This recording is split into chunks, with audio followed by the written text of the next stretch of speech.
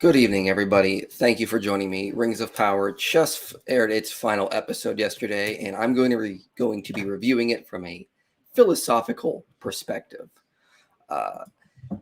The show is horrible. Wow, was that bad?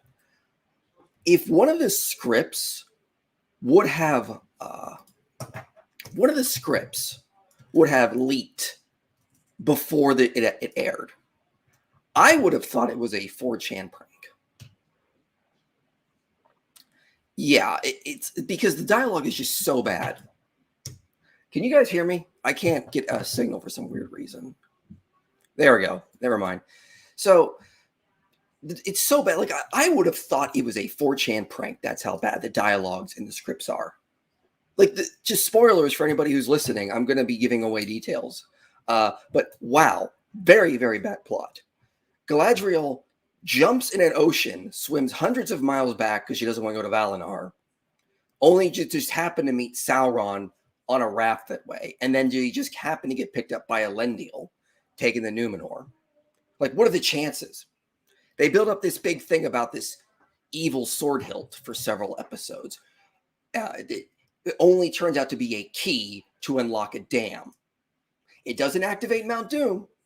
No. It's a key that unlocks a dam that fills trenches that orcs had to dig that go to Mount Doom, and then water pouring on top of lava somehow activates Mount Doom. That doesn't make sense. That just violates physics. Water being poured on top of lava will not cause a volcano to explode. And then a chiroplastic flow,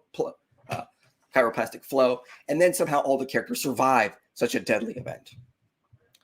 The elves' plan to save the race is they're going to send Elrond as a spy into Khazad-dûm, but they're not going to tell him he's going to be a spy, but they're just hoping he'll somehow come across Mithra, which they think might be in there, and then they're going to interrogate him later. That's not a plan. The plot is filled with so many holes. The only thing consistent about this show is how utterly inconsistent it is. It is horrible. Okay, now you might be asked why I'm doing this. I don't usually do this type of stuff on my channel. Fair point. I don't. But for one thing, it's Tolkien. And I'm a huge fan of Tolkien. I'm a huge fan of his philosophy. There's a lot of things he does in his books for certain reasons because of his philosophy. Like, why doesn't he have Frodo destroy the ring? I mean, if you realize it, what defeats Sauron is not the courage and might of Frodo. Frodo fails when he gets to Mount Doom. What defeats Sauron is Gollum just being clumsy because he gets the ring off Frodo and falls into the lava. Okay? There's no savior. Like, no one actually rises up to defeat Sauron. Different than other fantasy novels like The Wheel of Time or Harry Potter, where you have a savior figure come in, savior of everyone. That doesn't happen in Tolkien's works. Why don't, like, the Ents aid in, like, the war with Sauron? We see them help defeat Saruman at Isengard, but then they don't do anything after that. Why wouldn't you use them in your final battle? They're kind of, pretty big guys. They probably handle trolls pretty well. Tolkien's not leaving plot holes. He's doing these things because he's trying to teach you some philosophical truths. That's important. Rings of Power bastardize Tolkien's philosophy in so many ways. They get so many things wrong. They don't understand what he's doing.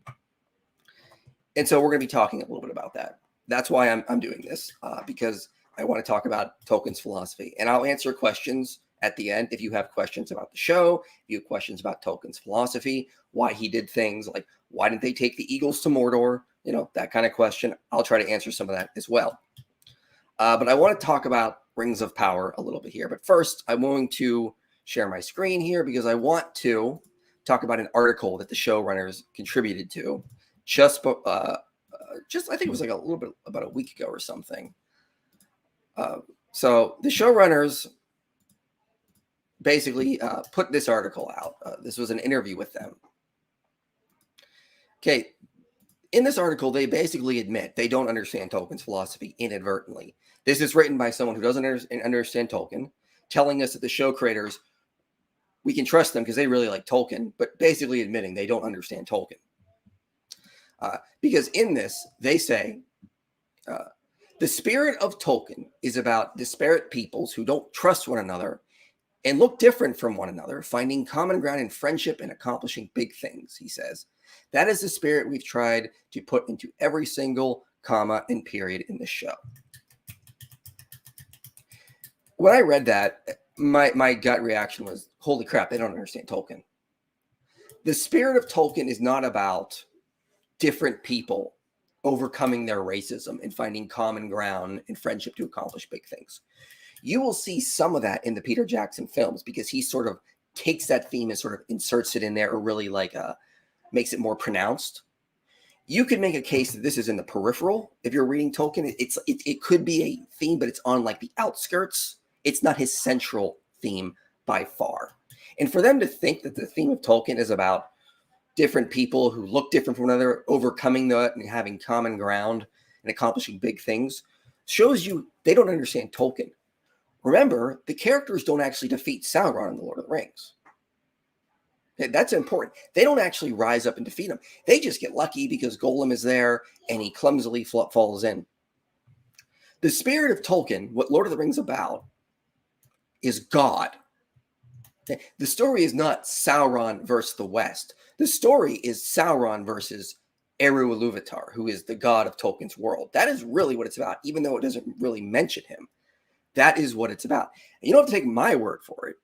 You can take Tolkien's words. He said in letter 183 of Tolkien's letters, in The Lord of the Rings, the conflict is not basically about freedom, though that is naturally involved. It is about God and his sole right to divine honor. The Eldar and the Númenóreans believed in the one, the true God, and held worship of any other person an abomination.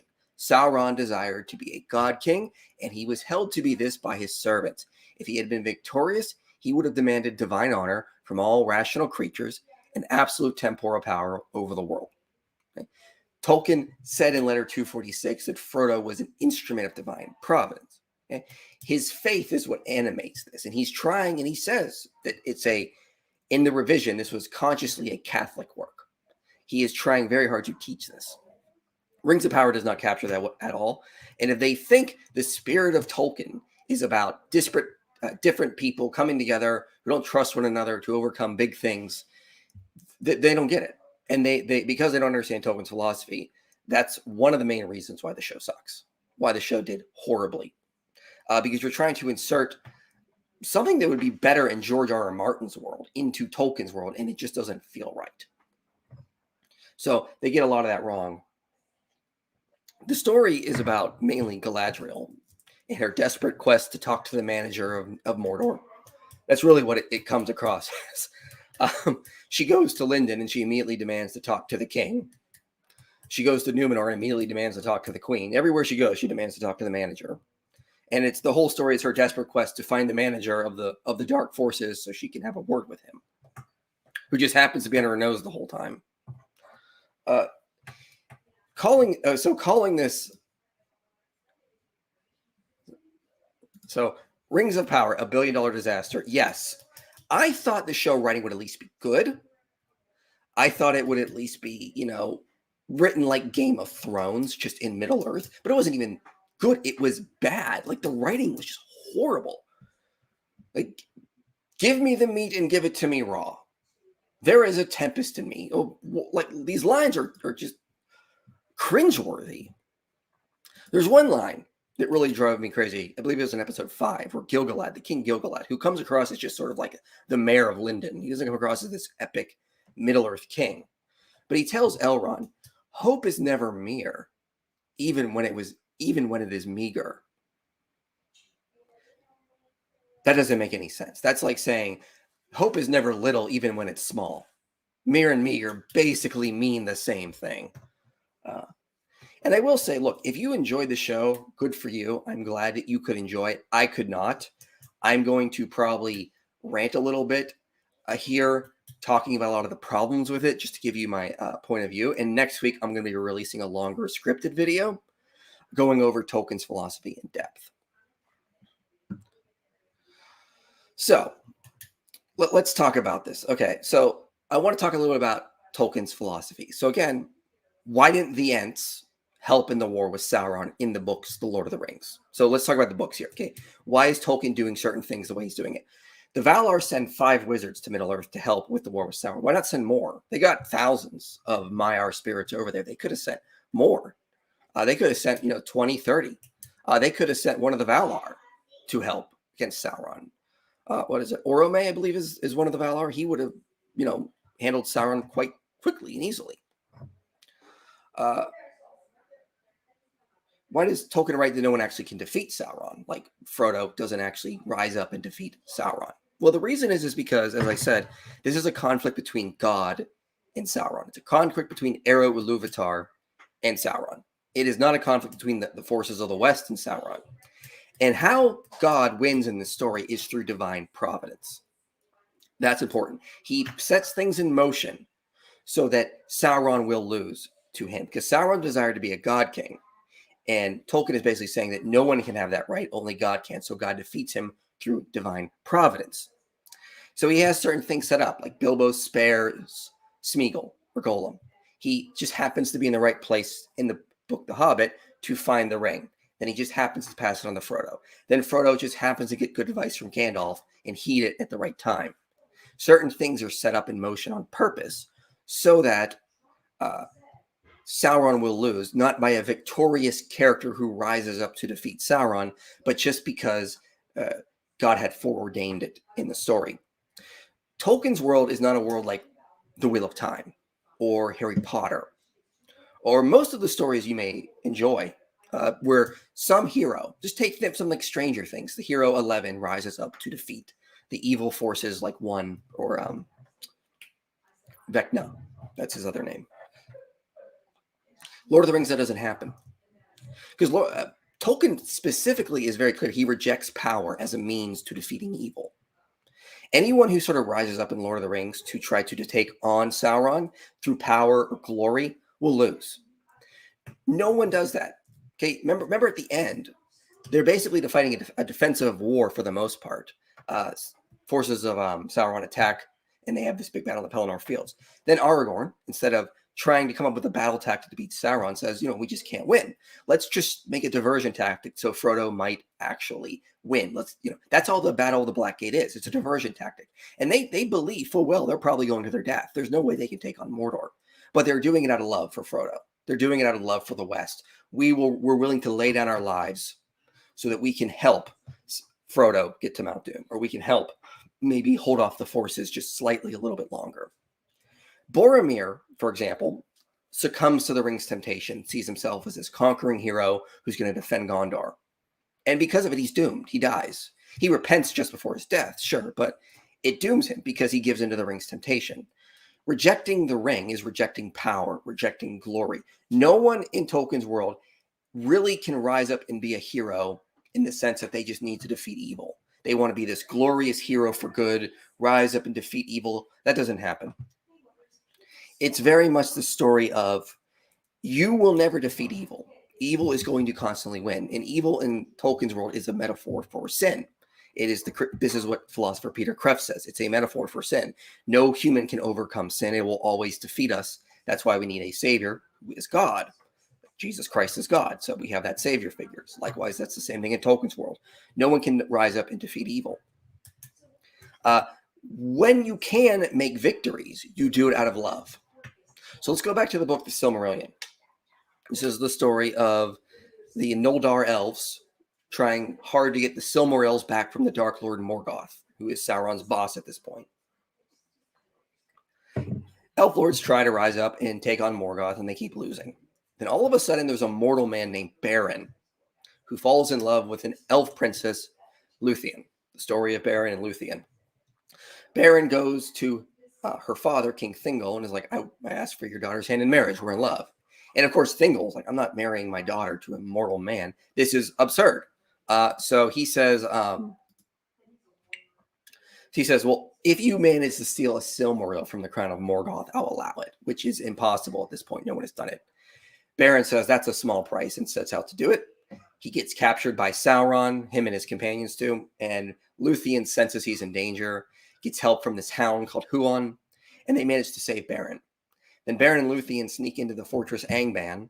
She sings him to sleep, and then Beren takes a Silmaril from the crown of Morgoth. Why? Because what motivated them to get a Silmaril was not glory or power, but love. They just wanted to be married. They wanted to get that Silmaril so they could be together. So because love is what is driving them, Tolkien allows them to do the impossible. Beren tries to steal a second Silmaril out of greed, and then it wakes Morgoth. He unleashes a wolf on them, and it leads to their death. They get to come back to life, though, because the Valar is just so blown away by Lúthien's love that they allow them to come back and live as mortals, though.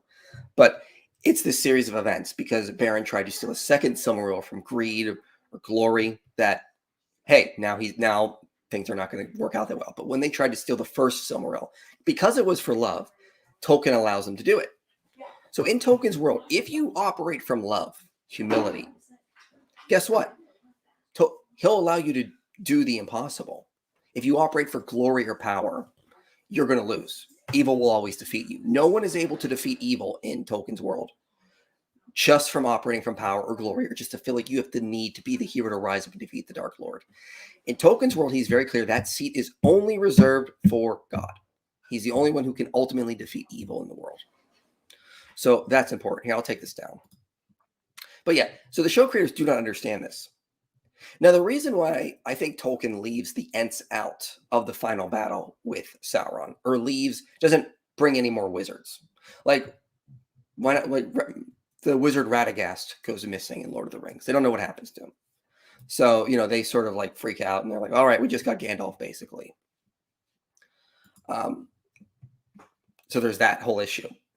Well, for one thing, you need to realize is that a lot of the more wiser and older creatures of Middle-earth understand what's going on. Basically, they understand God is going to win. They don't need to be the rising conqueror hero. This is why after, when the Fellowship gets to Lindon after Gandalf has sort of passed, they don't really, why doesn't Celeborn or Galadriel help them in any vast way by going along with them on the journey? Like, they would need more power or something. They sort of understand this sort of concept in their world that power is not going to defeat the darkness. Only God can. And he has set things up in motion that's going to make sure that's going to be successful through his divine providence. They are just called to play their part when they are called to. So Tom Bombadil helps them at some point, but he realizes he has played his part. He doesn't have to play any more parts. Galadriel sort of realizes that. The Ents realize that with Treebeard. They only have to do certain parts when they act out of love or defense of their homelands, that kind of thing. But beyond that, they understand this concept that it's not so much about powerful heroes rising up to defeat the Dark Lord, that God, who's Eru Ilúvatar in the world, is already set things in motion to sort of undertake and make sure divine providence will see it through. All they are called to do as creatures of Middle-earth is to act out of love and humility when they are called to. And this is what Tolkien is trying to teach us about Middle-earth. Tolkien is trying to say, you don't need to worry about defeating evil. God is already going to take care of that. Pain, suffering, God will take care of that. What you need to focus on is when God calls you to act out of love and humility. That's what's very important. Let me get to this question here. So thank you for the super chat. Much appreciated. Galadriel is all about vengeance. Sauron and Galadriel romance. Yeah, that's in the show. Then Sauron turns evil because Galadriel doesn't join him. Thanks for your work. Love your Joe video. Thank you. Much appreciated. So yeah, I'm going to get to this for sure. I'll talk a little bit about it now since you gave a generous super chat. Yeah, in the show, you don't really see this in Galadriel. She's supposed to be a wise old elf that's thousands of years old at this point. She's older than the sun and the moon, mind you. So she comes across as a spoiled teenager. The show would have made more sense if they would have made it about her daughter, Celeborn, who ended up marrying Elrond later. Like, sure, maybe you could say she's younger. Maybe you could say that she was born in the Second Age. I don't know if they ever mentioned it in the lore when she was born. But it would have been more believable. And in the show, Galadriel they make her all about vengeance. She's motivated by vengeance. She's motivated by someone needs to stop Sauron. I need to rise up and be this powerful hero and go out and defeat him, which shows you that they don't understand Tolkien. They would basically, if Tolkien would have saw this, he would be thinking they're turning her into a Dark Lord because she's living for vengeance. She just fights because she can't stop, in her own words in the show. She's acting as if she needs to rise up and be this powerful hero. That's not the world of Tolkien. The world of Tolkien does not prize powerful heroes. Do they exist sometimes? Yeah. But ultimately, when they're victorious, it's because they're acting out of love or duty. And oftentimes there's still a price to pay for those type of actions. It's not this world where the good guys get to rise up and stop all of evil just because of how powerful and noble they are. Tolkien's, especially in the work of the Silmarillion, it's very much this idea of a constant defeat. Slowly defeat evil is constantly defeating us until the forces of basically heaven come and save you. That's what Tolkien's world is about. It's not so much this idea that, yeah, you get to rise up and be the hero, but they're setting Galadriel up like that. And then, of course, she meets this. She just happens to meet a guy on a raft who happens to just be the Dark Lord. What are the chances? Then they just happen to get rescued by Elendil, like the founder of Gondor and Arnor. What are the chances again? And so, yeah, then they set up like this slight romance where Sauron is like falling in love with Galadriel in the show. By the way, if you watch the show, did anyone not see that reveal coming that Halbrand was Sauron? Did anyone? I mean, I saw it from like 2 miles away. I saw it like by the third episode. I was like, "This is Sauron." Like, there's no doubt in my mind. There's no doubt in my mind. This is Sauron. Oh my god! And here's the thing: Sauron it needs to be mysterious. If you're going to write a Lord of the Rings fantasy, he needs to be this mysterious figure that just sort of works in the background. It's better left to your imagination. It's better left that you don't know things. It's better left to just sort of think about him in like the distance, like, oh, he's just this mysterious character. Think about how cool Emperor Palpatine was before they made the prequels. Like, he was just this mysterious dark figure that's behind Darth Vader all the time. It would have been much better if, like, Sauron was just this mysterious figure that we just didn't know about, that Celebrimbor was working with, and you only saw glimpses of him. That would have made it far more interesting. So, yeah, I'm going to get to questions at the end. So more super chats at the end as well. So I'm going to try to go through some of this stuff with regards to the show first and get there. But where was I talking about Tolkien's philosophy? So yeah, so this is why, as I said, this is why certain powerful creatures do not help that much in the war with Sauron in the books, The Lord of the Rings. Powers, they understand this is not the way you defeat evil in this world. You have to do it out of love, out of humility, out of just playing a part, letting God see a plan through to the end. And that's basically what happens. Tolkien said Frodo was just an instrument of providence. He was not the hero. He was the hero again is God. And he just set certain things in motion so that Frodo would get to Mount Doom, but then ultimately fail because he can't overtake the ring. It's too powerful for him. But he also, earlier, Frodo spared Gollum out of humility. Bilbo spared Gollum out of humility. It was those acts of love that led to Gollum being there to be the final blow against Sauron. It was Divine Providence's final blow against Sauron. And it came because acts of love were done prior to that. So Tolkien's view on Divine Providence is this, is that God is in control. He's going to make sure everything is going to get to where it needs to be. But because there is still free will, you are called to act in certain ways out of love and humility when you are called to help this plan. Because that's what we are called to do in this world as free creatures, to be a part of that plan. And we get there by making sure we act out of love and humility constantly. That's basically what Tolkien is trying to say. We're not going to be the victorious heroes who are going to rise up and defeat evil or sin. God is going to do that, but we're still called to act in love and humility all the time. That will help the plan of Divine Providence along. This is how the Silmarillion starts. The Einar, which are basically the angels, they become the Valar and the Maiar in Middle-earth, sing together with Eru Ilúvatar, create the Song of Creation. Melkor becomes a Morgoth, Sauron's boss, starts to sow discord into it because he wants his voice to be the only one heard. Eru Ilúvatar rises a couple times to overtake it and bring the clamor, the evil, the chaos of Melkor into harmony, making the song even greater. So what Melkor meant for evil, Eru meant for good. And this is basically Tolkien's answer to the problem of evil. It's allowed because when you triumph over evil, it makes the song greater. It makes the story greater. A story with evil that is triumphed over is greater with a story with no evil. This has influenced my own views on the problem of evil a lot. See my video on the problem of suffering for more on that. So that's important to remember there. So the Einar, the wise beings of the world understand that divine providence is already in play because they saw in the beginning in the Song of Creation that Eru Ilúvatar overtook the singing of Melkor and brought into harmony. They understand that he's going to do that as it plays out in Middle Earth, because Middle Earth, the story, which is actually Arda, that story is basically the song being played out. It's the Song of Creation, and there's chaos because Melkor introduced it, but Eru is the one who defeats it. So back to the show. They don't understand this at all. They get so many things wrong about this. Tolkien was a little bit of a Platonist. Okay, when you read Lord of the Rings, and here's a question for the audience. I want you guys to answer this question. When you read Lord of the Rings, what do you come away with? Do you come away that it feels more real? It feels more authentic than our world? That it feels like, the heroes are just more noble. The men are more masculine. The women are more feminine. The swords just feel more sword-like. The food just feels more food-like. And that's not coming from me. That's coming from the philosopher Peter Kreeft, who's written books on this, on Tolkien's philosophy.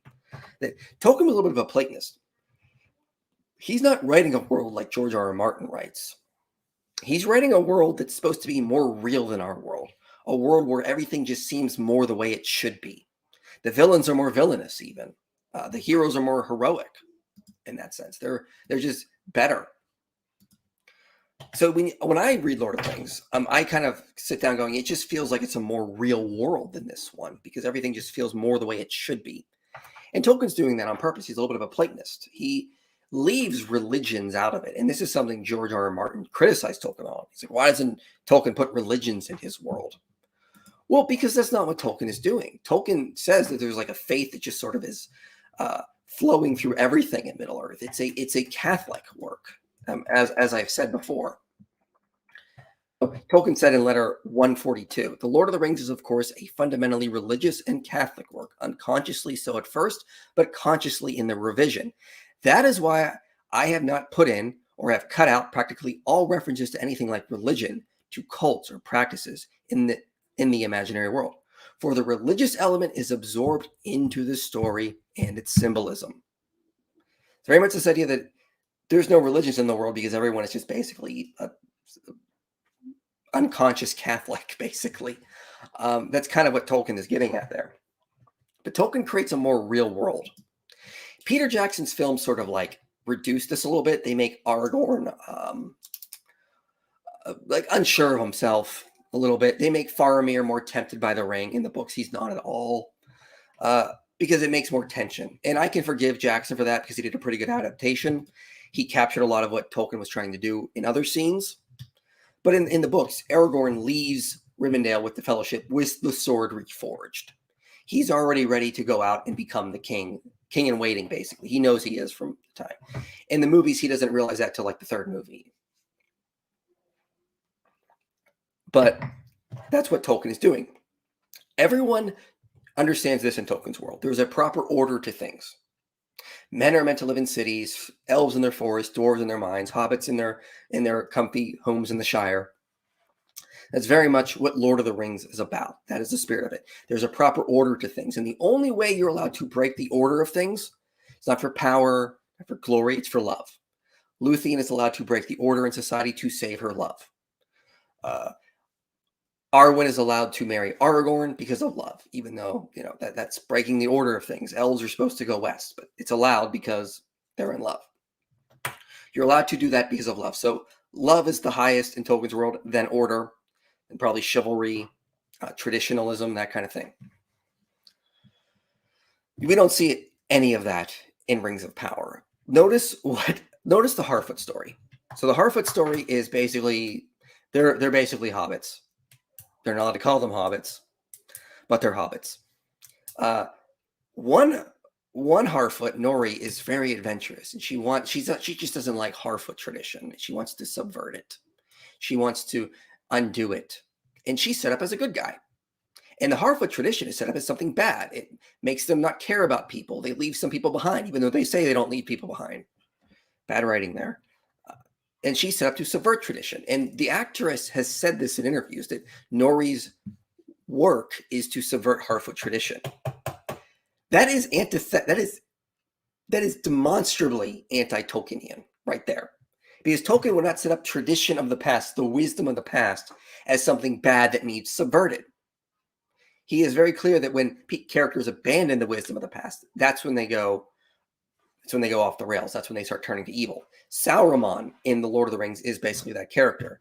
He abandons the wisdom of the past in favor of a new approach where he thinks the ends justifies the means.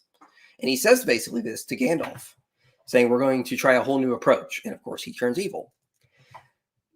The creators of Rings of Power do not understand that what they have done. They have made a tradition, the Harfoot tradition, as evil and needs subverted as that storyline. That doesn't fit with Tolkien's world. That's anti-Tolkienian. It would make much more sense for Nori, or it would make much more sense for like the Harfoots to have sort of lost their ways and forgotten their traditions, and Nori is trying to recover them. But that's not how they set it up. They set her up as someone trying to subvert Harfoot traditions. So they basically right there, they show us they don't understand Tolkien. That's a main storyline. But let me say this. There is one storyline that does actually fit with Tolkien's ideas in Rings of Power, and that is the Khazad-dûm storyline with Durin the Third and Durin the Fourth, except for the fact that there shouldn't be two Durins living together in the same in the show, because Durin in Lord of the Rings is supposed to be reincarnated. You wouldn't have two Durins. That's like having two Dalai Lamas. It doesn't make any sense. Durin is supposed to be reincarnated. That's why the Durins in the Dwarvish line are separated by hundreds of years. Durin the First, and then a couple hundred years later comes Durin the Second. You can't have two Durins. Like, it just blows my mind. The show creators keep saying in interviews they love Tolkien and fidelity for his work, and they want it to just tell Tolkien's story. But they don't. They don't like Tolkien. If they like Tolkien, why are there two Durins? Okay? Why is Gil-galad acting as a gatekeeper for Valinor? That's not the way Valinor works. They're bastardizing his lore. Why? At one point, Miriel calls Tar Palantir by his Anduic, like his Andunic name. I forgot how to pronounce that, but it calls him like Ar in Zilendil. I'm probably mispronouncing that, but Ar in Zelendin, I think is how you pronounce it, never existed, because when he took the throne, when he became king, he took the name Tar Palantir. He did not take this R. He took a Tar in the Númenórean lore. If you take a Tar name, it's because you're holding to the old ways, the old traditional ways. You take an R name like Ar-Pharazôn, you're holding to the new philosophy of the King's Men, because you now hate the elves and you reject your place in the Song of Creation and you want to rise up and be immortal. But they get that kind of thing wrong. It bothers me. Why don't the elves have long hair? I mean, if you read Tolkien, anytime he describes an elf, they have long hair. These elves look more like Vulcan from Star Trek. It's horrible. I'm annoyed by it. Like, just give them long hair, for crying out loud. They don't care. Every time you see an article where the show creators are saying, we care about Tolkien, we have so much fidelity for Tolkien, they're liars.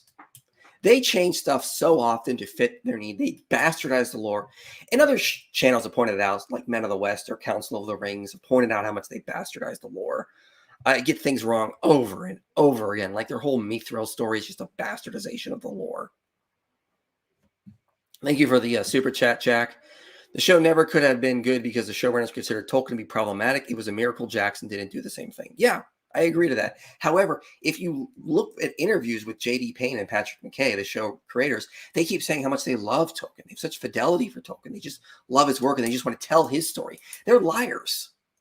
If that is so true, what they say, why don't we see it in the show? Why do we see them bastardizing the lore every episode? Like every episode, they're bastardizing the lore. They've rejected his philosophy, as I've been going over here. They have no respect for the man. And what they like, here's what they have like. This is not a money grab for them. I don't think it is. I think they love Tolkien's world that he created. They love the world he created, but they don't love Tolkien. He created this great fantasy world that they want to hijack and use for their own messages.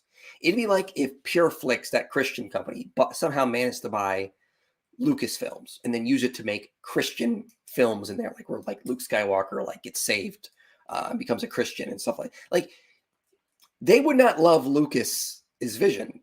They would love their own vision. They just want to hijack his world and use it for that. when the show creators say they love Tolkien, they're liars. They love the world he created, and they're basically acting like Sauron and Saruman. They want to hijack his world and use it for their own purposes, their own means, bend it to their will. They don't love what Tolkien created. They love what they can use it for. And they realize they can use it to push their own message and tell their own story, to glorify themselves, make a name for themselves. That's what they're trying to do. They do not love Tolkien at all. Thanks for watching this show. Now, we don't have to. You're welcome, but I will not be watching season 2. And I don't encourage anyone to. I'll be boycotting it because it's such a hateful thing. So let me at least throw this bone for the show. They do get one storyline right, and that's the Durin storyline. Because in that storyline, Durin the Fourth, who should not be living with Durin the Third, wants to dig for Mithril. Also, thank you for the super chat. Much appreciated, Porcus. I appreciate that. So he wants to dig for Mithril, and his father, Durin the Third, is like, no, this is dangerous. And then Durin the Fourth comes back to his father. You just put the text up, Porcus. I'll just put it up on the screen as soon as you do. Just type a regular comment, and I'll put it up for you. So I meant to ask if this would be posted as a video. This is going to be a video up, but next week I'm going to do a scripted video on Tolkien's philosophy, which is going to go in more depth than what I can't do here. But yeah, this will be up. This is a live stream, so it'll be up forever. So Durin the Fourth comes to his father, and he's like, look, the elves need the Mithril to survive, which is stupid for Tolkien's lore. Doesn't make any sense. They need the Mithril to survive, so we need to dig it for them. Or if we don't dig it for them, they're going to fade, and they'll have to go into the West. And Durin the Third says, no, son, this has not been decided by us. This has been decided by minds greater than us long ago. And we need to respect that plan. It's because in the world, there's this idea in Tolkien's world that there's supposed to come the dominion of men. The elves are supposed to rule first, and then they'll fade or go into the West, and then the dominion of men comes. So they're destined. This is destined to happen. Durin the Third understands this, and he's not going to try to prevent the plan that the God of the world has already set up. It's not his job to do that. So he understands that, it's not our job to sort of change things that have already been set up by the creator. And he's right, because if they keep digging for Mithril, the show shows us they're going to wake a Balrog, which will destroy Khazad-dûm. So trying to help the elves' vanity would lead to the fall of Khazad-dûm. So in this storyline, unlike the Harfoot storyline, tradition is set up as a good thing. That's preventing the fall of Khazad-dûm. And they're painting this foreshadowing that Durin the Fourth is going to reject that and dig for Mithril, wake the Balrog, which shouldn't happen until like deep into the Third Age. But I mean, they hate Tolkien, they hate his lore, and they're going to try to destroy everywhere they can. But yeah, people have said that storyline has been the best storyline of the show, and I wholeheartedly agree. And it's funny because that is the only storyline that's holding Tolkien's philosophy well. All the other storylines are not. They're just totally rejecting it. So the Harfoot storyline, subverting tradition, and we're getting all these morally ambiguous characters, which is just beyond belief. Wow. That's not Tolkien's world. In Tolkien's world, when someone's evil and when someone's bad. There's not like George R. R. Martin's world. In George R. R. Martin's world, you could have this kind of idea that, like some characters are good, some are bad, this kind of concept. So you get that kind of idea. Let me try to find an image I wanted to show you all. I can't seem to find it right now. I don't know where I put it on my computer. Stupid thing. But you get in Rings of Power, they're all morally ambiguous, and I don't know why. So thank you for the super chat. Much appreciated there. Like, they're all very morally ambiguous. Like, Gil-galad is like manipulating Elrond and trying to get him to break an oath. Now, if you know anything about Tolkien's lore, breaking an oath is basically a death sentence. You don't break an oath. That's like a really big sin, because Tolkien, again, is a traditionalist. He is very much like, the ways of the past are good. You hold to your word. You keep the order of things unless it's for love. And so that's very much the spirit of Tolkien. But we're not getting that in Rings of Power. We're getting these morally ambiguous characters that are more like freaking something out of here's this image.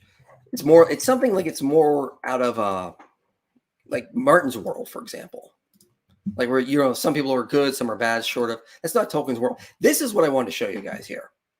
This is a meme. I only think I changed on it, if you find out, as I switched our Farazan and Durin here. But like, everyone is morally ambiguous. Like, look at the bottom. It's all supposed to be good characters, and they come across as evil.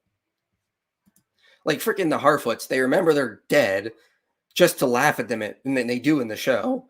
When you're no longer useful, they leave you to die. They consider it to sabotage, to kill you if you somehow survive. Gil-galad here in the bottom corner, next to Galadriel, is lawful evil. Tricks other people into doing their dirty works. Tries to make Elrond break his oath, knowing full well it would doom him. Galadriel is more chaotic evil, but she's evil in the show. Does not care for her subordinates' well-being. True, she doesn't do that in the show. Only cares about revenge, manipulates and gaslights other people for her benefit. Always scoundrel. Middle one, basically a plank of wood. Absolutely. And then, you know, this is Adar in the top corner. He's supposed to be a bad guy, and he comes across as like someone who's just trying to help. So, the Harfoot storyline subverts tradition, anti-Tolkien. The Durin storyline, actually pretty good. Fits with the way Tolkien would have probably liked things to be. Tradition, good thing. Subverting tradition, bad, leads to chaos and downfall. Trust the wisdom of your elders, kind of thing. In the Southland storyline with this guy Adar and Arondir and Bronwyn, again, very anti-Tolkienian. The orcs come in, they sneak in, and they start capturing elves and humans and forcing them into slavery and forced labor for them, and they're abusing them and being horrible. Them the way orcs basically act in Tolkien's world. But then Adar comes onto the scene, this guy here, and he's like, look, we're just looking for our own homeland. We were slaves to Morgoth, guys. He treated us so unfairly. He was so mean to us. Adar is supposed to be like the first orc or something. Like all of his children are orcs. They call him Adar, which means father. So he's supposed to be one of the original orcs. That's not actually accurate. Tolkien changed his mind on the origins of the orcs. Originally in the Silmarillion, it says that they were like corrupted elves, and that's what he is. But really, he changed his mind, and this is mentioned in the book Morgoth's Ring by Christopher Tolkien, that he decided that didn't make sense. So now orcs were corrupted men. That happened, and Sauron did it while Morgoth was in prison in Valinor. So they're actually men, corrupted men. But in the show, they're just these poor creatures that were slaves to Morgoth, and they're just looking for their homeland. They're refugees. And so you feel bad for them, the way the show's writing. They're morally ambiguous. That's not the way Tolkien is supposed to be. The orcs are bad. They represent the evil side of us that we should reject, and we need to be like the hobbits, according to Tolkien. That's the good side we should be accepting. Where the men are in the middle. The men are basically like in the middle, and he's saying we should gravitate more towards the hobbits, not like the orcs that to corrupt and destroy everything. Be more like the hobbits of the Shire that just live for the simple things in life. But you get morally ambiguous characters like I don't know what they're thinking. Then of course the Galadriel Númenórean storyline is just the worst. Let me take this down. I have a super chat here. I'm going to show him. Thank you for the super chat, Deep Drinks. I will be on his channel tomorrow. We're going to be talking about the problem of evil a little bit more. So join us on there tomorrow to talk about that. So looking forward to it. I wanted to talk about cringy TikTok videos, and he was like, no, let's do something serious like the problem of evil. And all right, dude, fine. So let me put up the super chat here. No, they're not. Just watch the show. Adar, who is the leader of the orcs, is like, they're basically refugees. We just need our own homeland. They do evil things for sure. But if you look at the full story of the orcs, no, they are just trying to get their own homeland because they were slaves, and now they're brothers and sisters fighting for something they can call their own now. It's not the way Tolkien would have written it. Yeah, they do murder and pillage. They do try to like they have this evil side of them, but they're also they just need their own little homeland and their own place. They're not the way Tolkien intended, for sure. They're more in line with how Martin would structure bad guys these morally ambiguous characters. Like there's reason for why they're doing those things. In Tolkien's world, that's not what they do. They're just evil. They want to corrupt, destroy this kind of concept. The corrupted, let me show this. The corrupted elves are still from Tolkien. They're providing references to legend that Tolkien reconnected himself. I just went over this. Tolkien changed his mind on the origin of the orcs. In Morgoth's Ring, Christopher Tolkien points out they're not corrupted elves. So they're getting that wrong. They're actually corrupted men, and Sauron is the one who corrupted them, not Morgoth now. That's Tolkien, again, changed his mind towards the end of his life on that. So that storyline, again, morally ambiguous characters for sure. Thank you for the super chat. Very generous of you. Thank you for suffering through season 1 so I don't have to. Appreciate you and your ministry, man. Have some whiskey on me. I will. I'm drinking my tea right now, but I'll have some later for sure. For sure. Yeah, it's bad. Don't watch it. I'm not going to watch season 2. I'm done watching it after this. I'm just doing this so I can talk about Tolkien's philosophy. Let's get to the Galadriel storyline. I'm going to put up another screen again here to show what I'm talking about because I want to actually show something from the show. Okay.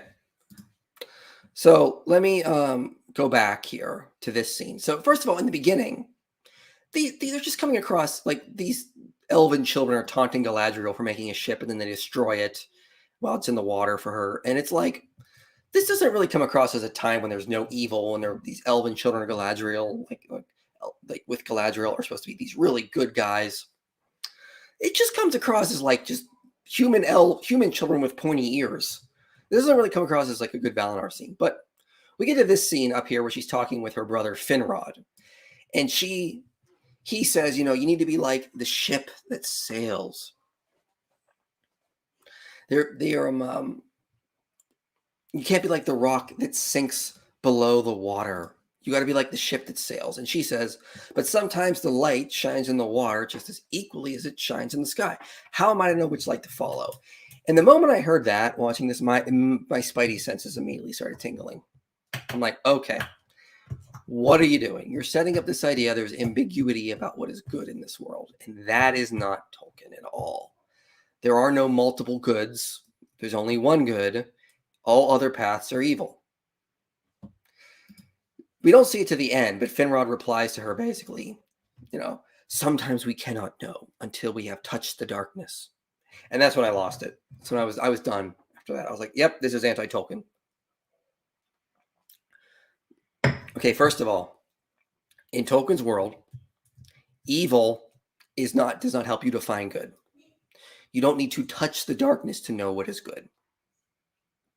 You don't need to experience the evil to know what is evil, to know what is good, I mean. And later in the show, Galadriel's talking to Halbrand in episode 5, and he's like, I've done so many horrible things. I've done all these bad things. No one will ever forgive me. And she goes, sometimes we must touch darkness to know what is light. It's like, okay, so you're basically saying all the evil he has done up to this point is justified because it helped him know what was good.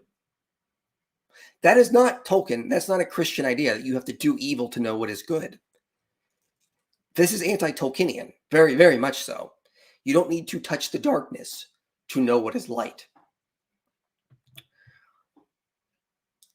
In Tolkien's world, evil is a perversion of good. It's never something that helps define good. It's never something that helps to reveal what is good. It's basically there as a perversion of it. And so touching darkness doesn't mean doing evil. Okay, but then go back again to the conversation with Galadriel and Halbrand in episode 5. He says, I've done all these horrible, evil things. No one will ever forgive me. And when I'll be cast out once they know. And Galadriel says, sometimes we must touch darkness to know what is light. So very much telling us that the story is telling us that doing evil is what this line is meant to mean. Sometimes we have to sort of do evil things to know what is good. Because, again, context matters in the show. And Galadriel, later talking to Halbrand, provides context on what this saying means. And it seems to mean, based on all the available evidence, that they have to do evil, or that sometimes they have to do evil to know what is good. The ends is justified by the means. That sounds like something Saruman would say. It sounds like what Saruman says to Gandalf in the Fellowship of the Ring. we may have to do some evil things so we can achieve knowledge, rule, order. So this whole thing is very anti-Tolkienian here. This is not Tolkien at all. Evil, darkness does not help define goodness. This is just wrong. A better reply would be like, you cannot be fooled by a false light. You always have to chase the light that's up above us. If you try to chase a false light, you'll go into darkness, and that's bad. You don't want to go into darkness. That should have been a more proper line for something like this. This line also may be suggesting that there is more than one good path to take, because we see towards the end, look at them all. They're all looking up at the light in front of them. But what does Galadriel choose? She rejects the light in front of them, the one they're all looking up on a ship, just like in the beginning. So the writers are connecting this to the ship from the beginning. This is how the writing is done. And she doesn't. She dives into the water after the light being reflected in the water, which we see above her. Okay. And we know from the audience perspective, this is the path she has to take, because she needs to stop Sauron. Something needs to happen. They set it up as sort of like she's sort of making the right decision. And they sort of,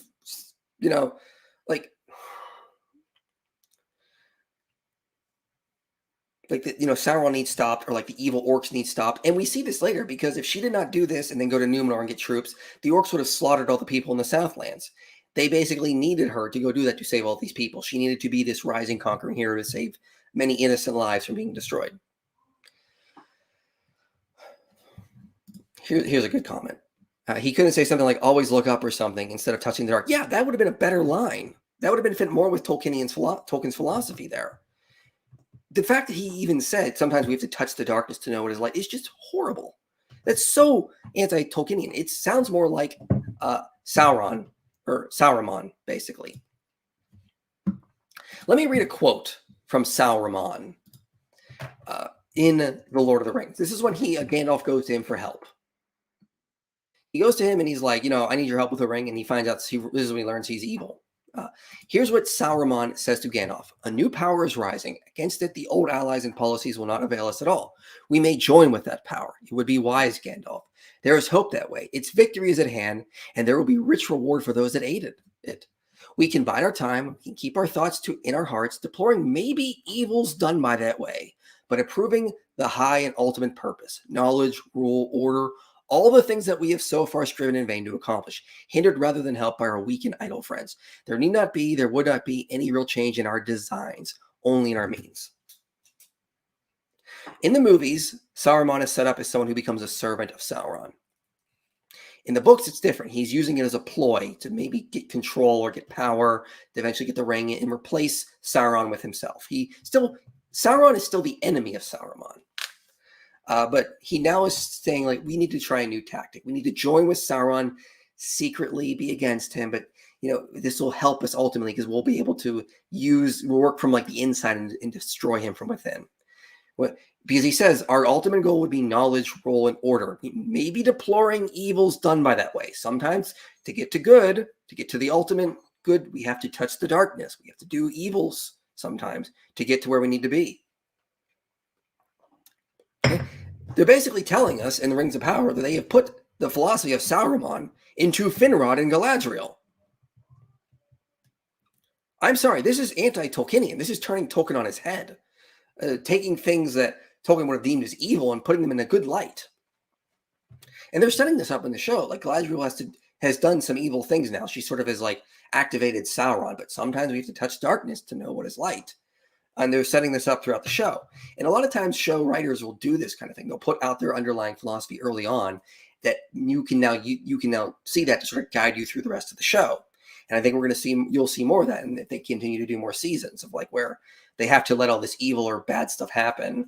They have to do some evil things so that they can know what is light, that kind of sense. And that's what we're getting now in the show.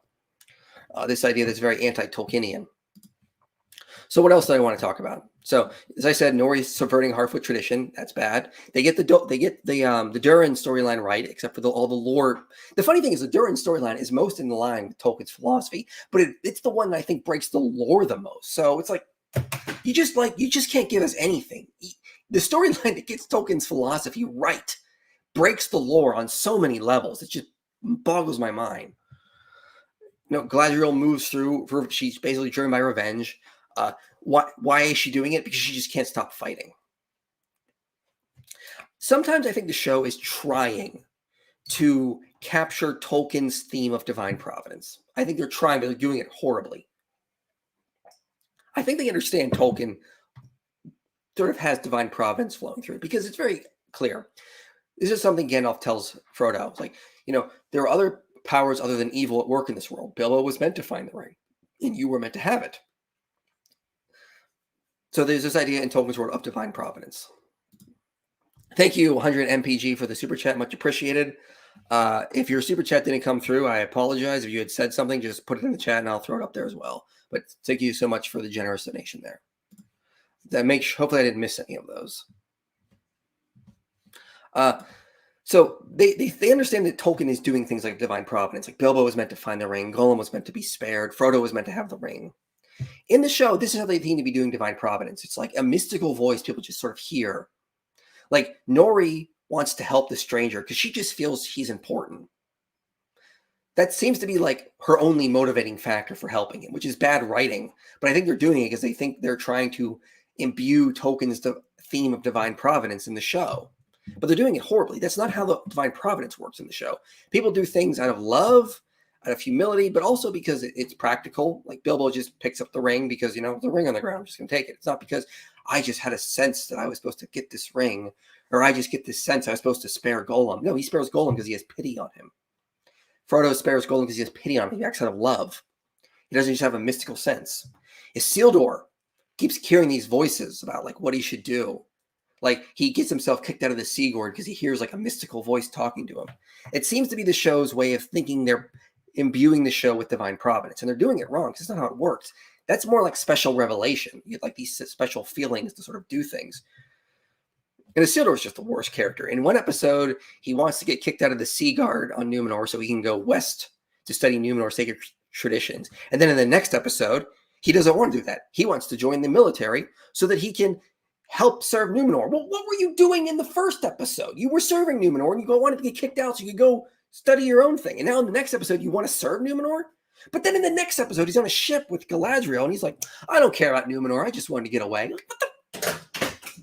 Like, it's just like such inconsistent bad writing. The only thing consistent about this show is how inconsistent it is. Thank you for the super chat. Random thought exercise. Compare and contrast the rationale of Saruman with that of the Grand Inquisitor of the brothers. I'm going to butcher this. I always butcher this name. Karamazov.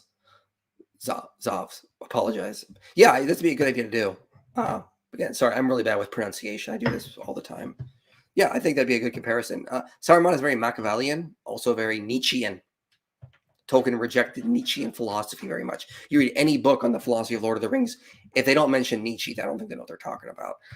But Peter Kreeft talks about it. If you check out the book, The Lord of the Rings and Philosophy, they bring up Nietzsche a lot in there as well.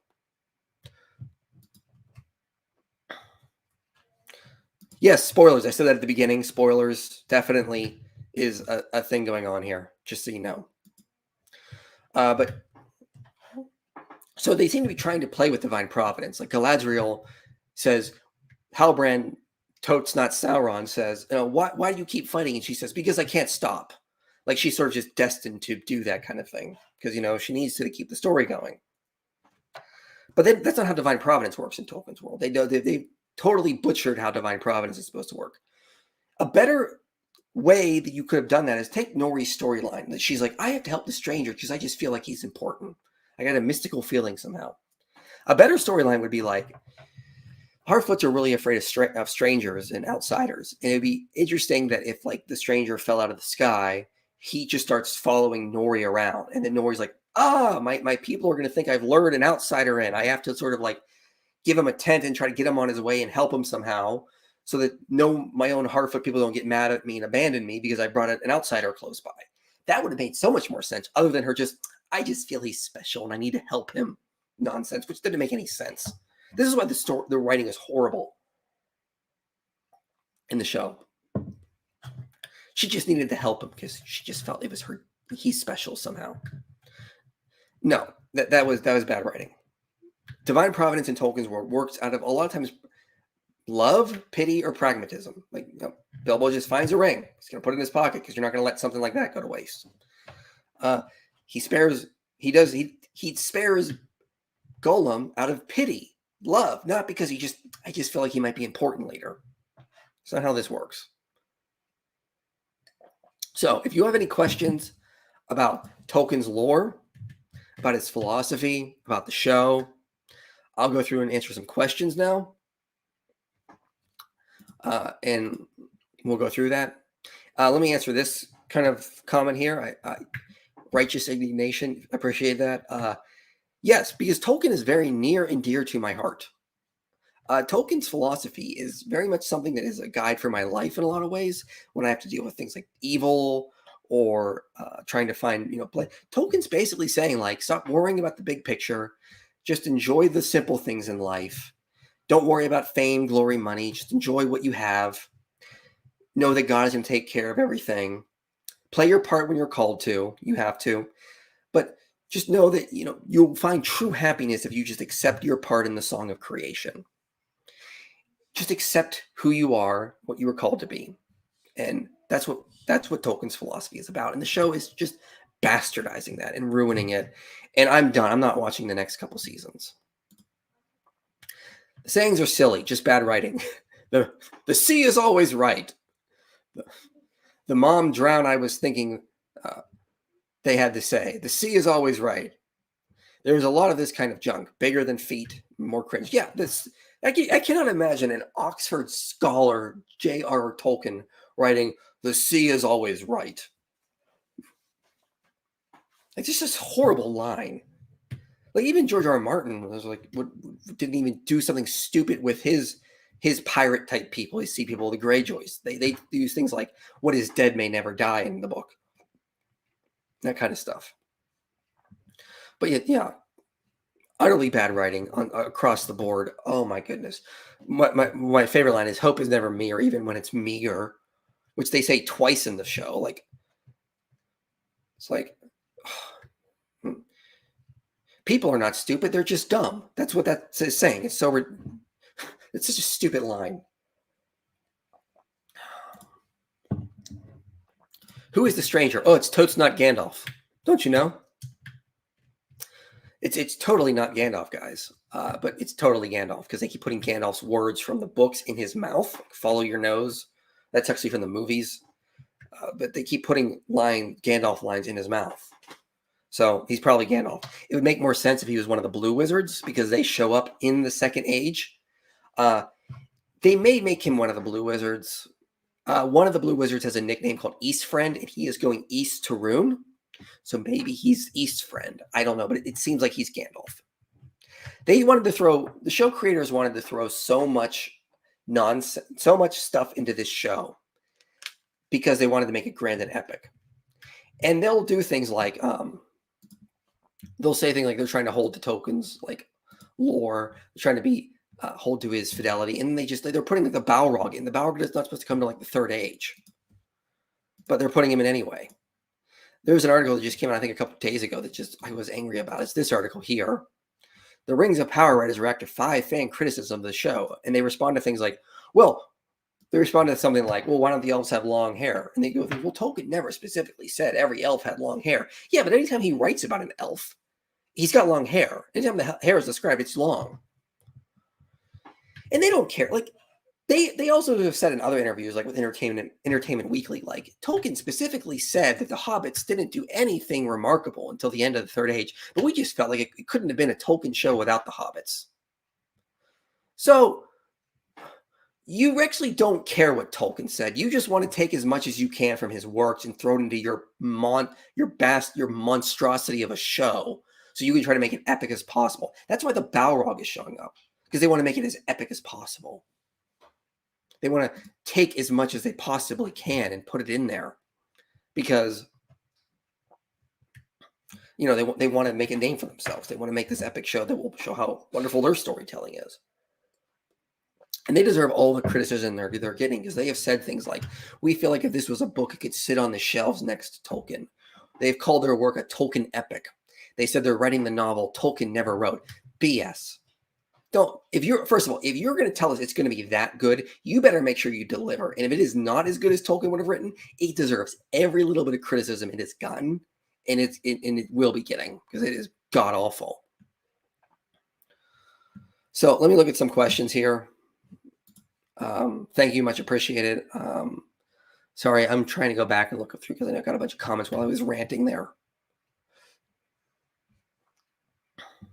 Might be better to tag me if you have a specific question, so sort of put a question in there I can look to, and I will respond to questions like that. Okay, I will, because you asked nicely, I will do a Smeagol impression. So, Smeagol, why does he cry? Smeagol, he came to me. He came to me. There, that's all you're getting. Unless I get a super chat, I'm not doing any more Smeagol impressions. Yes, they did say this. They said that they think they're writing the story Tolkien never told. They've said things like, this is Tolkien's story. We're just like, we're just sort of guiding people along through it. We just saw it in his works. Then why are you bastardizing his lore? Why are you getting his philosophical messages all wrong?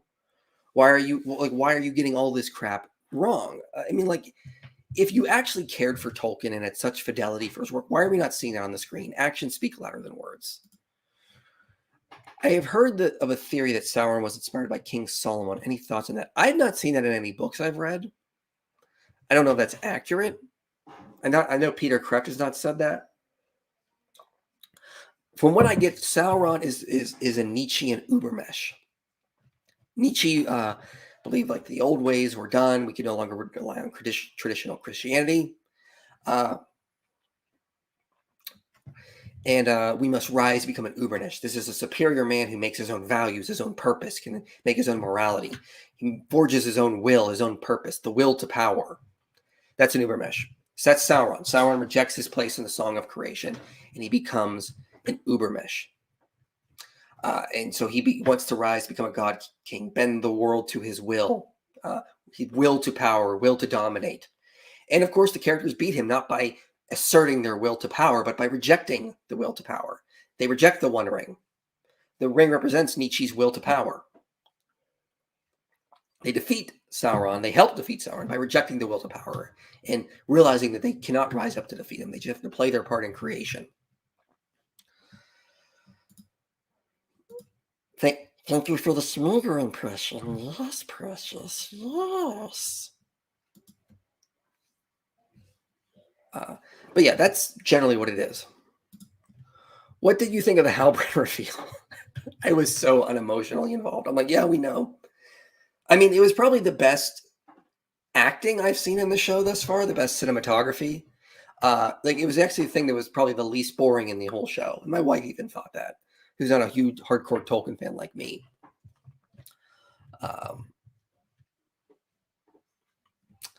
She's thought that was the best of the show so far. But I mean, I was like, we knew it was coming. We knew it was coming from like the third episode. The second episode, I was like, I think this guy's Sauron. In the third episode, I'm like, this guy's Sauron. Like, this is just such bad writing. And Galadriel just happens to meet him on a raft in the middle of the ocean. How lucky. And they sort of set it up so like, it's like, it's supposed to be like, I guess they're setting up like it's supposed to be Divine Providence that brought him there, but it's just a stupid coincidence. Like, it's weird. Sauron also creates his own coat of many colors. That's true, to crown himself in a new bright light. Yes, it's a really interesting, and some like very far woke liberal scholars have sort of taken this as like, in some writings, as almost like an LGBTQ type thing. It's weird the way they do it. It's not at all what Tolkien meant by this. But yeah, he no longer Sauron on the right. He's got a coat of like a rainbow coat, basically.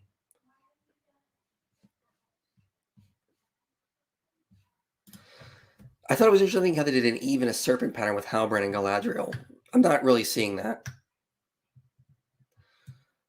Because Eve falls. She gives into the serpent's temptation. Galadriel doesn't. And there's no apple. I mean, that's in a completely different scene. It's with the stranger, which is bad editing and bad writing. Oh my God. I have so many problems with the show. Like, the only thing consistent about the storyline in this show is how inconsistent.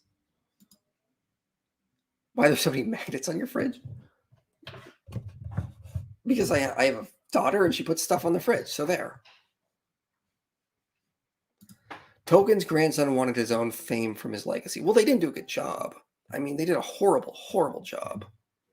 I mean, this is not going to go down in history as a great show. This is going to go down in history as one of the worst, one of the worst and biggest flops ever. What do you think of the time travel in the show? Yeah, another bad thing with the writing. Like, the Numenorians, we see them on their way to rescue the Southlanders. They said there's going to be like 2 days, and they got to go into basically Mordor. And so, but then they show up like the next day, and they just show up at the right village at the right time to save them. I mean, they also had time to set up a camp just outside of Mordor. Like, in the time traveling in the show is horrendous. Like Elrond just sort of warps to Khazad-dûm and then back to Eregion and then back to Khazad-dûm. And oh my God, it is. Tolkien said things like he started with a map and then made the story work with the map. Because part of telling the story is the journey, getting to places, these types of things. And the movies the Peter Jackson's movies kind of shrink the world down a little bit. It's really far to get places. Like to get from Weathertop, where Frodo was stabbed, to get to Rivendell, that's like 2 weeks of a walk. That's 2 weeks from Weathertop to Rivendell, and they're close if you look at them on the map together. Think about how far it takes to get anywhere in Middle-earth. It's a very, very big world. These woke showrunners don't have as much insight as the professor of philosophy and war survivor who converted another well-known writer. Yeah, I know. It's just a bad, bad show. Have you ever studied any of Aquinas, Tolkien, and Lewis read Assume Every Day? Yeah, I think very much that Aquinas was very much influenced, especially on Divine Providence, as well as their idea of problems of evil. Very much influence in there. Did you notice the contrast between Rings of Power and House of Dragon? Yeah, it's the quality in House of Dragon is twice as good, and the acting makes sense. People were saying like, well, why is Rings of Power boring, but House of Dragon is a slow burn? And I'll tell you why. This is why. In a slow burn, characters drive the plot. Their decisions make the plot go forward. In a boring story, the plot just happens and the characters have to react. Galadriel gets mutinied, and so she has to go back to Lindon. Then she gets sent to Valinor, so she just has to react by diving in the ocean. Then the plot takes her to Numenor. She has to react. She's always just the characters are always just reacting to the plot. They never are driving the plot with their decisions. They're never the ones making the decisions to do things. They're always the ones they have to constantly just react to the plot and then respond to what the plot has done to them. So in House of Dragon, the characters, their own decisions make the plot go forward, which is a slow burn. In Rings of Power, it's boring because we just see characters reacting to things always happening to them. So if you're a good writer, you'll make a story where the characters drive the plot, which drives the action. It's the exact, and if you are writing a bad story, you'll write the opposite, where the plot just happens and the characters react. Okay, Joe. You really want to chat? Okay, this is bad. Galadriel does fall for the serpent. She creates the rings. I had to put this up because this is wow. The 3 elven rings are meant to be good. They're never meant to be created by Sauron. They're actually a good thing in the show because they help preserve. They help. Gandalf gets the Ring of Fire, and it's supposed to help him unite and give courage and strength to people as he goes on. They're meant to be good. They're not evil. Like, that's not her reacting to the serpent. That would be her in the way the show is making them. If you look at the way the writing and the music, the editing is happening, this is an epic thing. This is how they're going to respond to Sauron and deal with him. This does not come across as them falling into evil by creating these rings, and that would be very inconsistent with the lore because the 3 elven rings are good. I'm sorry, man. I don't get where you're coming from on this at all.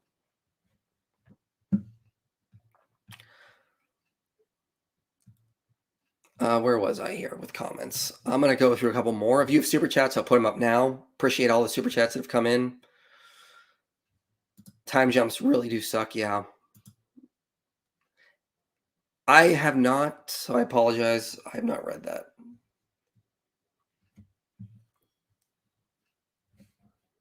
sorry, man. That would not make any sense because he never gets in touch with the 3 elven rings. And that he doesn't set anything up when he's talking to her to try to make her create rings. He's like, please marry me. And she's like, no. He's like, becomes an incel. Like, no, that doesn't, there's nothing set up for him to be trying to do that. Like, and they destroy the lore there because the 3 elven rings are created after the 9, the 7, and the 1. I think they might be created before the 1. But they were created without Sauron even knowing about them. He doesn't know about them. They're never part of his plan in the story.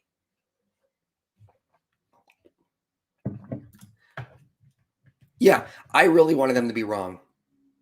I wanted the show to be great. I really wanted them to be wrong. I wanted the show to show creators to show them how wrong they were. And instead of doing that, they proved people like Nerderotic and these other guys completely right about all of their attacks before the show came out. Kind of, I'm more of a Tolkien fan because Tolkien is a Christian work. It's very much a Catholic work. And I just love it. It's such a guide for my own life, just the themes and the philosophy he imbues in his world. Have I joined a ranting stream? I hope not. If you go back and watch from the beginning, you'll see a lot of stuff. I've talked about philosophy a lot throughout this stream. So a lot more of that throughout the show. But yeah, this is a bastardization of Tolkien on every level, and the writing is just horrendous. The writing comes across as if it was like written by like the characters, not the characters from It Was Always Sunny in Philadelphia. Like those knuckleheads somehow wrote this show. That's what it feels like. The action sequences, the time jumps, the horrible lines, like the sea is always right. So stupid. Yeah, I mean, we have to at this point. It's mostly the Tolkien estate's fault at this point. Do you think the writers can somehow be replaced or recover? No, at this point, it's broken beyond repair. They've set up too many things in season 1 that's just beyond repair. I'm not watching season 2. It's bad. It's such a bad show. I don't know. If you enjoy it, good for you, man. But I mean, like, I cannot enjoy it. This show's horrible. I mean, I don't. What did I do? I clicked on the wrong thing. But certainly has its flaws, but it's not. No, it is bad. It's bad on every level. The writing is horrible. The dialogue is horrible. And anytime I see anyone praising the show and like writing news articles, they're very much like, "Oh, it's just stunningly cinematic," but no one talks about the storyline because the storyline's horrible. One of the worst I've seen. I don't agree with everything they say on like other issues, but I agree with them wholeheartedly on Rings of Power and all the bad stuff they did. I'm just contributing how Rings of Power just also bastardize and destroy Tolkien's philosophy on every level. Horrible. They should be ashamed of what they put out there. I mean, oh my God. The other rings were made first. Thank you for the super chat. That's how Saruman was able to dominate them. The 3 were made in secret, away from his purpose. Exactly. It makes no sense to say that it was Halbrand / Sauron's plan for Galadriel to go out and make the 3 elven rings when that's literally not his plan. If that's his plan in the show, that's a stupid plan because those rings actually work against his plan. Proper video analysis will be out in a week from today. So 1 day from today. I got to finish the editing up on it. I'm going as fast as I can.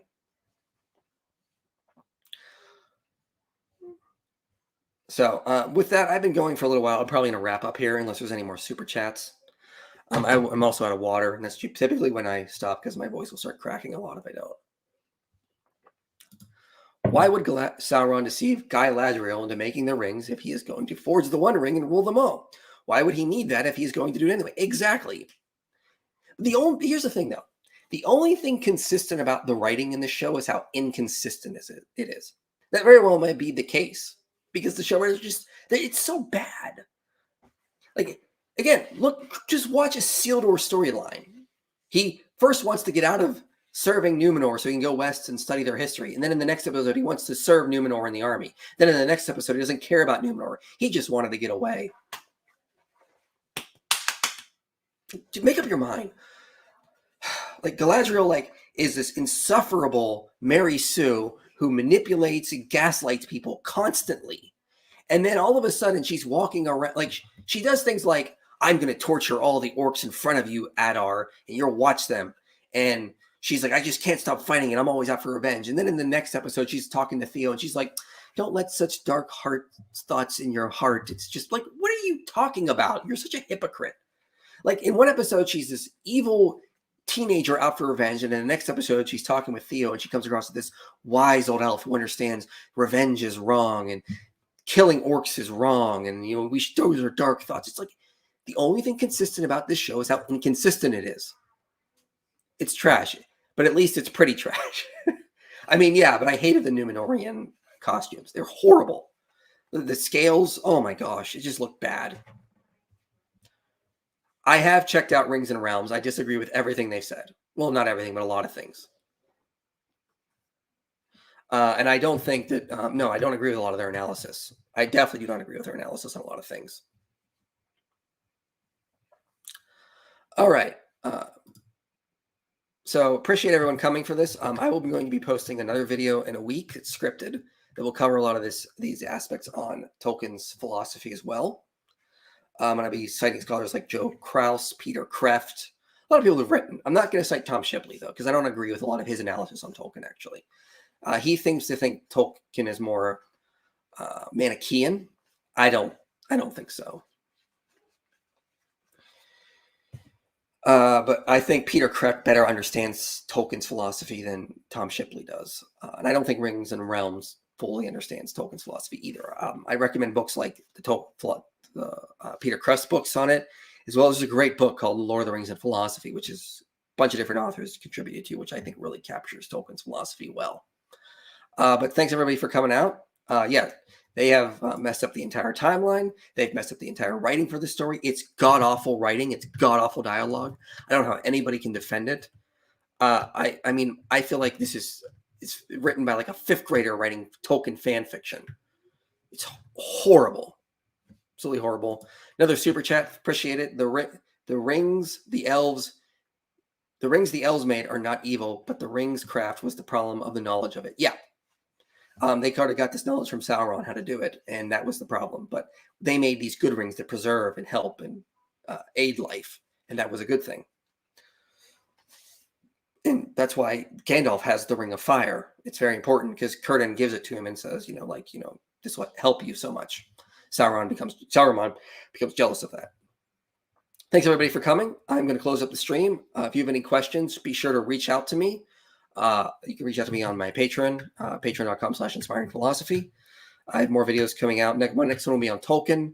Then I'm going to do some more on the documentary hypothesis. So thanks for coming, everyone. I'll talk to you all later. Bye.